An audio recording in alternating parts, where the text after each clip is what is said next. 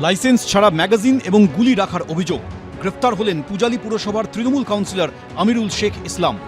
Police সূত্রে দাবি, বছরখানেক আগে দমদম বিমানবন্দরে স্ক্যানিংয়ের সময় তার ব্যাগ থেকে একটি খালি ম্যাগাজিন এবং 6 রাউন্ড গুলি উদ্ধার হয়। জিজ্ঞাসাবাদে তৃণমূল কাউন্সিলর দাবি করেন যে তার কাছে বৈধ লাইসেন্স রয়েছে। পুলিশ সূত্রে দাবি, তাকে কাগজপত্র পেশ করার জন্য সময় দেওয়া হয়, কিন্তু অভিযোগ ম্যাগাজিন ও গুলি সম্পর্কিত কোনো নথি জমা দেননি তৃণমূল কাউন্সিলর।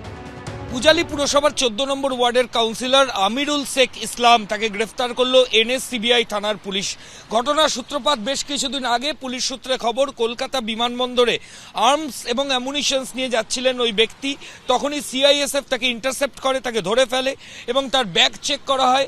কোথা থেকে এই অস্ত্র তিনি পেলেন তার কোনো সদুত্তর তিনি দিতে পারেননি। এই ঘটনার পর এয়ারপোর্ট থানায় অস্ত্র আইনে মামলা রুজু হয়। তার ভিত্তিতেই মঙ্গলবার রাতে তৃণমূল কাউন্সিলরকে গ্রেফতার করে পুলিশ।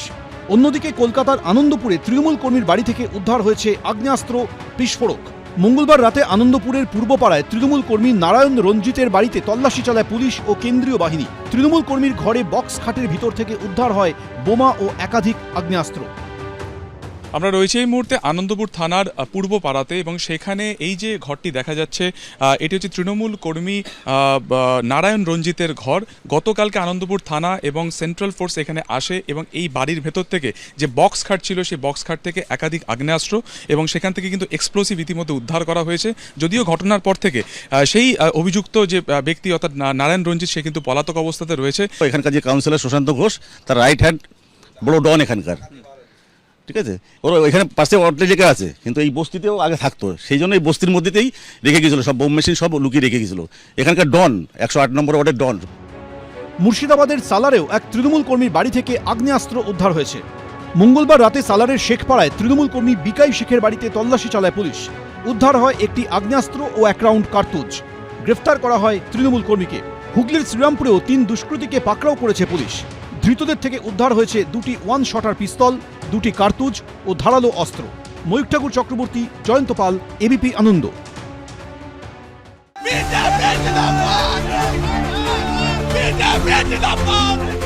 সোমবার বিজেপি তৃণমূলকে খড়কুটোর মতো উড়িয়ে দেওয়ার পর রাজ্য জুড়ে শোনা গেছে জয় শ্রীরাম স্লোগান।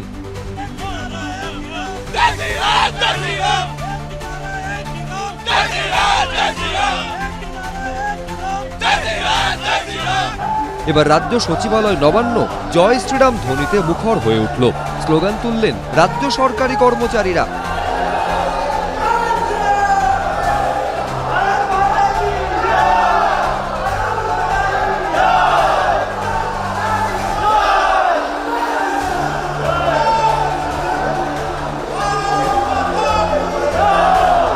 এটা বিজেপি এসে আমাদের সরকার যে আমাদের বঞ্চনা এত করা হয়েছে তার এগেনস্টে আমরা একটা স্লোগান দিচ্ছি।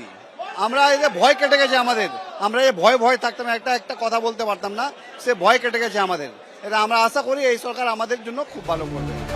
নীল সাদা বিল্ডিং এর ভেতরে গেরুয়া ঝড়। রাজ্যে পালা বদলের পর নবান্নের প্রত্যেকটা তলায় যেন মুক্তির স্বাদ। সরকারি কর্মীরা নিজেদের দফতর ছেড়ে বেরিয়ে এলেন করিডোরে। প্রশাসনের পাওয়ার করিডোর রাইটার্সে ফিরে আসার আগে বেনজির মুহূর্তের সাক্ষী থাকলো গোটা রাজ্য।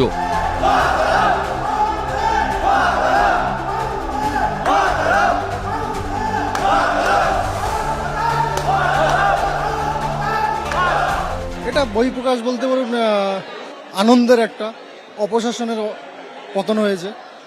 আর সবাই কতটা ভয় থেকে মানুষ বেরিয়ে এসে, নবান্নের মানুষ বেরিয়ে এসো, নেই কো এবার ভয়। জয় জয় জয় জয় জয় জয় দেবতার জয়, জয় শ্রীরাম, জয় শ্রীরাম। এতদিন যে লবি নিয়ে ফাইল হাতে গুরুগম্ভীর মুখে হেঁটে যেতে দেখা যেত সরকারি কর্মীদের, তারাই যেন সেলিব্রেশন মুডে। ছবিই কথা বলে, আর নবান্নের এদিনের এই ছবি যেন বলে দিচ্ছে অনেক কিছু।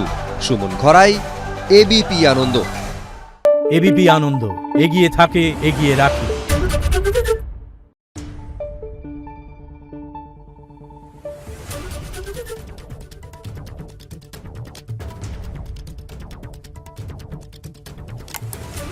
Thank you.